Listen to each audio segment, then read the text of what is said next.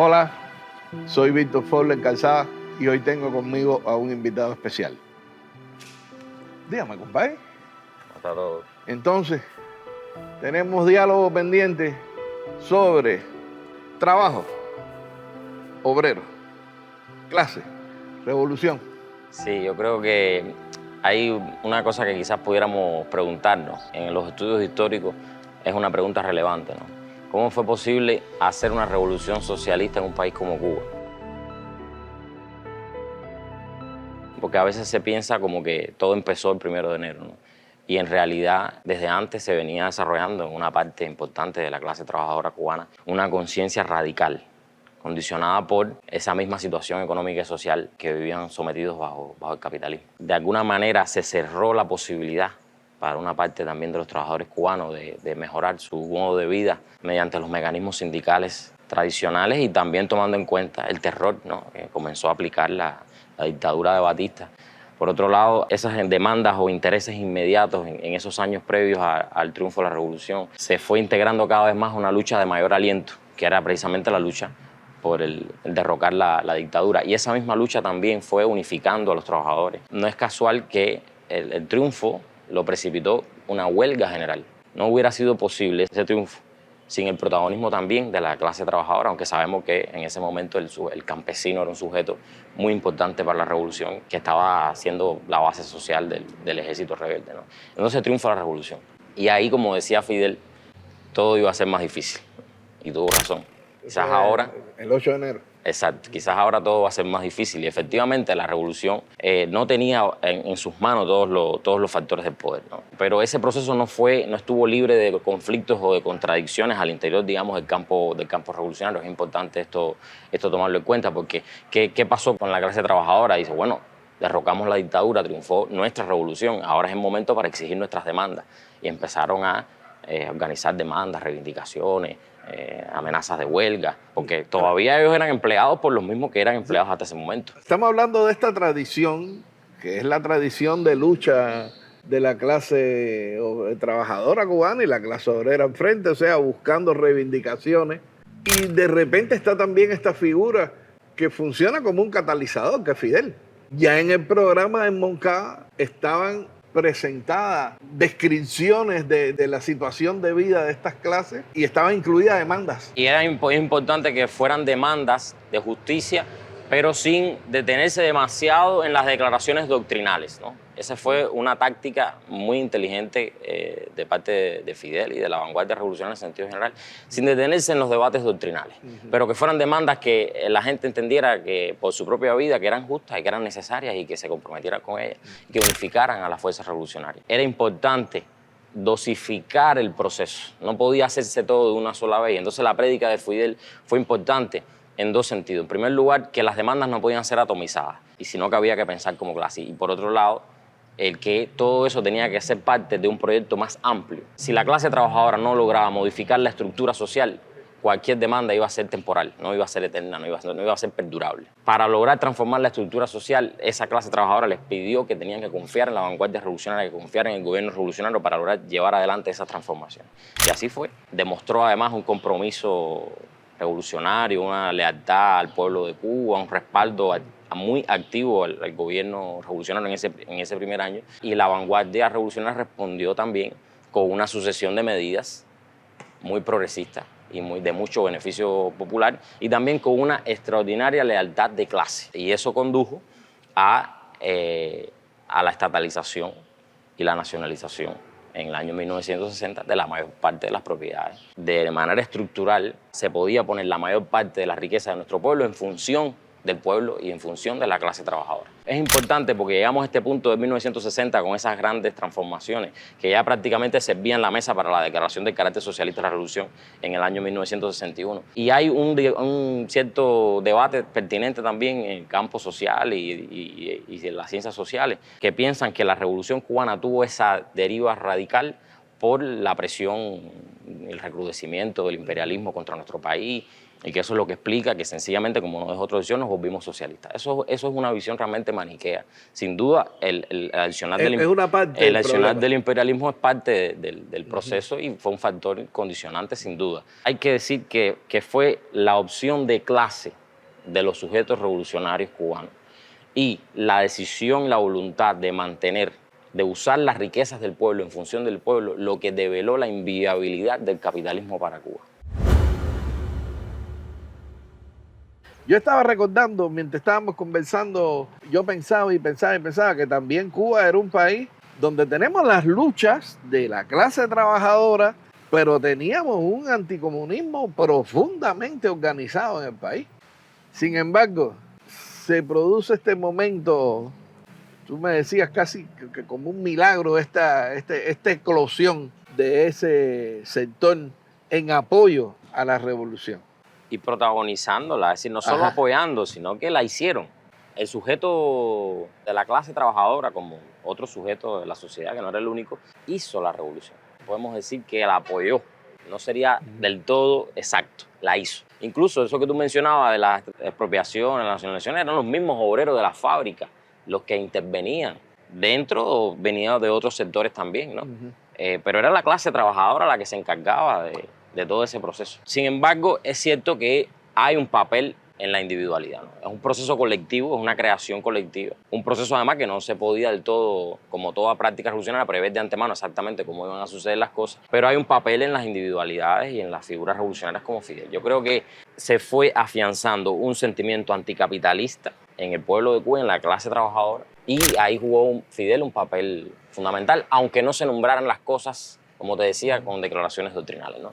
Yo creo que por un lado Fidel influyó en la capacidad de la clase trabajadora de identificar al enemigo. Del enemigo de clase. Del enemigo de clase. A los que además Fidel fue llamándolos también, aunque no se declara el carácter socialista, fue introduciendo maneras de nombrarlos. Les decía, por ejemplo, a todos los explotadores y parásitos de la sociedad, a los interesados en mantener, estoy citando, los interesados en mantener su fecundo sistema de hacer fortuna a costa del pueblo, los privilegiados del mundo viejo que se están oponiendo con todas sus fuerzas al mundo que nace. Entonces hay toda una manera de nombrar las cosas muy inteligente, pero que está describiendo realidades y está llegando a la gente. Y otro elemento importante yo creo que es mostrar y demostrar a través de esa prédica el carácter irreconciliable de los intereses de clase, de la clase trabajadora con respecto al imperialismo y con respecto a las clases capitalistas nacionales, ¿no? Nosotros perdemos porque ellos ganan.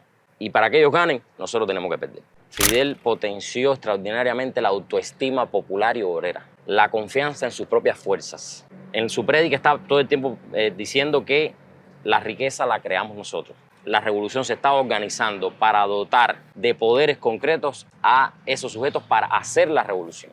Hubo un momento donde mencionaste algo de la clase trabajadora. No sé, me pasó así, como una ráfaga por la mente. Aquella frase de Martí: se nos viene encima amasado por los trabajadores un mundo nuevo. La idea esta de que el mundo nuevo está intrínsecamente ligado, conectado al valor, a la función, a la significación del trabajo. Y entonces a la misma vez pensaba en esta doble articulación de ahí en el discurso de Fidel, de que efectivamente está continuamente hablando de esos parásitos, de que se apropia a costa del pueblo, etcétera, etcétera. Pero también está construyendo un segundo nivel donde hay un enemigo de clase que es más global, está fuera de Cuba, o sea, hay como un doble nivel de apropiación, que es el sistema está ese monopolio, pero está el gran capital internacional. Que además era parte de la estructura interna del país. Que era parte de la estructura interna. Nuestra sociedad estaba moldeada por el imperialismo, a imagen y semejanza según sus intereses, ¿no? Entonces era inevitable que a la hora de hacer la revolución eso implicara no solo luchar contra una clase nacional, sino luchar contra el imperialismo. Y es muy simbólico de la táctica de Fidel, cómo él empieza hablando, porque hacía unos pocos días había ocurrido el asesinato de Manuel Ascunce de Domenech y Pedro la Antigua, en el marco de la campaña de alfabetización. Y entonces él lo que dice en el discurso es que ese asesinato no podía amedrentar a las familias cubanas y dejar de hacer la campaña de alfabetización, sino que eso lo que tenía que hacer era reafirmar más nuestras convicciones y poner la mayor cantidad de esfuerzos para que esa campaña de alfabetización sucediera, ¿no? No podíamos dejarnos llevar por la táctica del enemigo. Entonces, yo creo que eso muestra un elemento táctico fundamental de Fidel, que es entender que la beligerancia es el oxígeno de la lucha de clases. Es decir, los revolucionarios no podemos eludir el conflicto, tenemos que asumirlo y liderarlo. Y él hace una recuperación de la trayectoria del movimiento obrero, de las luchas obreras, en el marco de la revolución, de las reivindicaciones, etc. Y él entonces dice, cuando dijimos, le estoy citando casi literal, cuando dijimos que esta revolución esta era de los humildes, eso significaba que no era ni de los banqueros, ni de los latifundistas, ni de los dueños de fábrica. Por eso estaba pensando yo cuando tú hablabas, es decir, la asunción del conflicto, la asimilación del conflicto, no significa, sino que bien implícito, está acompañado del conocimiento de mí mismo en lo que soy como sujeto de clase. Hay una construcción de una identidad. Si no hay una identidad compartida, no puede haber conciencia de clase. Él dice, la revolución de los humildes significa que no eran de ellos, pero a esa comprensión teníamos que llegar, no podíamos partir de esa comprensión, eso fue un desarrollo, él mismo lo explica. Si nosotros nos hubiéramos dedicado, estoy también parafraseando, a quitarle conquistas a los patronos, no hubiéramos podido eliminar a los patronos. Fíjate cómo él hace la síntesis, después que hubo todos esos debates en el marco de la relación del líder con la masa, del líder con la clase trabajadora, al interior de la clase trabajadora, todos esos debates sobre qué hacer, cuál era la mejor táctica, y que al final esa táctica fue la que triunfó, él lo sintetiza de esa manera. Entonces él dice, nuestra lucha no puede ser la misma porque ahora somos dueños de la riqueza y tenemos que vernos como parte de un proyecto mucho más amplio, etcétera, etcétera, ¿no? Él dice, ya no somos un conjunto de sindicatos, cada uno luchando para sí. Ahora somos una clase. Fíjate, él está enfocando entonces la clase no como un punto de partida, sino como un punto de llegada, como algo que se va construyendo en la misma lucha, ¿no? Y se puede decir también, muy importante, que esos sujetos laborales hicieron causa común con los derechos de las mujeres, a tener un empleo y a construir su propio bienestar material. Esa es una enorme batalla de los 60. Esa era una enorme batalla que empezó ya en esos años, ¿no? Claro. ¿Y qué significa? Que tiene que haber una identidad compartida, tenemos que sentir un origen y destino común y actuar en consecuencia, si no, no hay conciencia de clase. Entonces lo que sintetiza Fidel es que mediante esa lucha la clase trabajadora había ampliado los intereses que defendía. Y estás pensando en términos de desarrollo de nación. Exactamente. Excelente. Yo te preguntaría, ¿el bloqueo es una expresión de la lucha de clase? Yo creo que sí. El bloqueo, en definitiva, es una medida generada en un sector que tiene como meta final la recuperación de una propiedad, ¿entiendes? En última instancia, porque este tema de las clases y de la lucha de clases ha sido una de las grandes campañas de la derecha mundial, tratar de convencer a la humanidad de que no existen clases y de que por tanto no hay ninguna lucha de clases. Porque si existen está bien y es inevitable. Bueno, si existen también, o que lo que exista, están convenciendo de que eso es así. En última instancia, lo que sí no queda ninguna duda es de que hay una diferencia monstruosa en la combinación de apropiación, disfrute.